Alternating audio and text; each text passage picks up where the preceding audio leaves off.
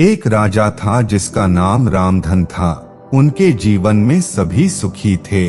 राज्य का काम काज भी ऐशो आराम से चल रहा था। राजा के नैतिक गुणों के कारण प्रजा भी बहुत प्रसन्न थी, और जिस राज्य में प्रजा खुश रहती है वहाँ की आर्थिक व्यवस्था भी दुरुस्त होती है। इस प्रकार हर क्षेत्र में राज्य का प्रवाह अच्छा था। इतने सुखों के बाद भी राजा दुखी था, क्योंकि उसकी कोई संतान नहीं थी। यह गम राजा को अंदर ही अंदर सताता रहता था। प्रजा को भी इस बात का बहुत दुख था। वर्षों के बाद राजा की यह मुराद पूरी हुई और उसे एक पुत्र की प्राप्ति हुई। पूरे नगर में कई दिनों तक जश्न मनाया गया। नागरिकों को राजमहल में दावत दी गई। राजा की इस खुशी में प्रजा भी झूम रही थी। समय बीतता जा रहा था। राजकुमार का नाम नंदन सिंह रखा गया। पूजा पाठ एवं इंतजार के बाद राजा को संतान प्राप्त हुई थी, इसलिए उसे बड़े लाड़ प्यार से रखा जाता था। लेकिन अति किसी बात की अच्छी नहीं होती। अधिक लाड़ ने नंदन सिंह को बहुत बिगाड़ दिया था। बचपन में तो नंदन की सभी बातें दिल को लुभाती थी, पर बड़े होते होते यही बातें बदतमीजी लगने लगती हैं। नंदन बहुत ज्यादा जिद्दी हो गया था। उसके मन में अहंकार आ गया था। वो चाहता था कि प्रजा सदैव उसकी जय जयकार करे, उसकी प्रशंसा करे। उसकी बात ना सुनने पर वो कोलाहल मचा देता था। बेचारे सैनिकों को तो वो पैर की जुती ही समझता था। आए दिन उसका प्रकोप प्रजा पर उतरने लगा था। वो खुद को भगवान के समान पूजता देखना चाहता था। आयु तो बहुत कम थी, लेकिन अहम कई गुना बढ़ चुका था। नंदन के इस व्यवहार से सभी बहुत दुखी थे। प्रजा आए दिन दरबार में नंदन की शिकायत लेकर आती थी, जिसके कारण राजा का सिर लज्जा से झुक जाता था। यह एक गंभीर विषय बन चुका था। एक दिन राजा ने सभी खास दरबारियों एवं मंत्रियों की सभा बुलवाई और उनसे अपने दिल की बात कही कि वे राजकुमार के इस व्यवहार से अत्यंत दुखी हैं। राजकुमार इस राज्य का भविष्य हैं। अगर उनका व्यवहार यही रहा तो राज्य की खुशहाली चंद दिनों में ही जाती रहेगी। दरबारी राजा को सांत्वना देते हैं और कहते हैं कि आप हिम्मत रखें, वरना प्रजा निस्हार हो जाएगी। मंत्री ने सुझाव दिया कि राजकुमार को एक उचित मार्गदर्शन एवं सामान्य जीवन के अनुभव की जरूरत है।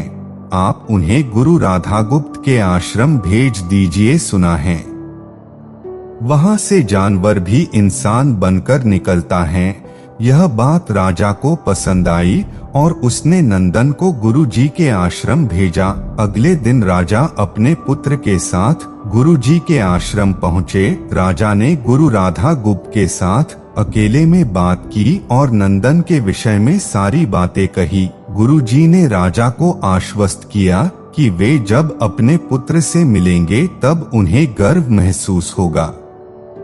गुरुजी के ऐसे शब्द सुनकर राजा को शांति महसूस हुई और वे सहर्ष अपने पुत्र को आश्रम में छोड़कर राजमहल लौट गए। अगले दिन सुबह गुरु के खास चेले द्वारा नंदन को भिक्षा मांग कर खाने को कहा गया, जिसे सुनकर नंदन ने साफ इनकार कर दिया। चेले ने उसे कह दिया कि अगर पेट भरना है तो भिक्षा मांगनी होगी और भिक्षा का समय शाम तक ही है, अन्यथा भूखा रहना पड़ेगा। नंदन ने अपनी अकड़ में चेले की बात नहीं मानी और शाम होते होते उसे भूख लगने लगी, लेकिन उसे खाने को नहीं मिला। दूसरे दिन उसने भिक्षा मांगना शुरू किया। शुरुआत में उसके बोल के कारण उसे कोई भिक्षा नहीं देता था, लेकिन गुरुकुल में सभी के साथ बैठने पर उसे आधा पेट भोजन मिल जाता था। धीरे धीरे उसे मीठे बोल का महत्व समझ आने लगा और करीब 1 महीने बाद नंदन को भर पेट भोजन मिला, जिसके बाद उसके व्यवहार में बहुत से परिवर्तन आए।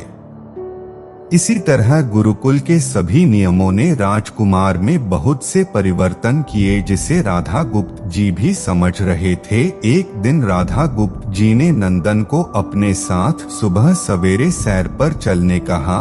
दोनों सैर पर निकल गए। रास्ते भर बहुत बातें की। गुरुजी ने नंदन से कहा कि तुम बहुत बुद्धिमान हो और तुम में बहुत अधिक ऊर्जा है, जिसका तुम्हें सही दिशा में उपयोग करना आना चाहिए। दोनों चलते चलते एक सुंदर बाग में पहुंच गए, जहां बहुत सुंदर सुंदर फूल थे, जिनसे बाग महक रहा था।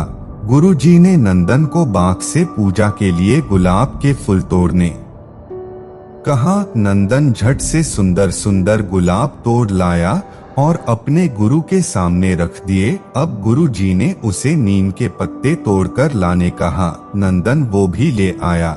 अब गुरुजी ने उसे एक गुलाब सूंघने दिया और कहा, बताओ कैसा लगता है। नंदन ने गुलाब सूंघा और गुलाब की बहुत तारीफ की। फिर गुरुजी उसे नीम के पत्ते चखकर उसके बारे में कहने को कहा। जैसे ही नंदन ने नीम के पत्ते खाए, उसका मुंह कड़वा हो गया और उसने उसकी बहुत निंदा की और जतर कतर पीने का पानी ढूंढने लगा। नंदन की यह दशा देख गुरुजी मुस्कुरा रहे थे। पानी पीने के बाद नंदन को राहत मिली। फिर उसने गुरुजी से हंसने का कारण पूछा। तब गुरुजी ने उससे कहा कि जब तुमने गुलाब का फूल सूंघा तो तुम्हें उसकी खुशबू बहुत अच्छी लगी और तुमने उसकी तारीफ की, लेकिन जब तुमने नीम की पत्तियां खाई तो तुम्हें वो कड़वी लगी और तुमने उसे थूक दिया और उसकी निंदा भी की। गुरुजी से नंदन को समझाया, जिस प्रकार तुम्हें जो अच्छा लगता है तुम उसकी तारीफ करते हो, उसी प्रकार प्रजा भी जिसमें गुण होते हैं उसकी प्रशंसा करती है। अगर तुम उनके साथ दुर्व्यवहार करोगे और उनसे प्रशंसा की उम्मीद करोगे तो वे यह कभी दिल से नहीं कर पाएंगे। नंदन को सभी बातें विस्तार से समझ आ जाती हैं और वो अपने महल लौट जाता है। नंदन में बहुत परिवर्तन आता है और वो बाद में एक सफल राजा बनता है। कहानी की शिक्षा।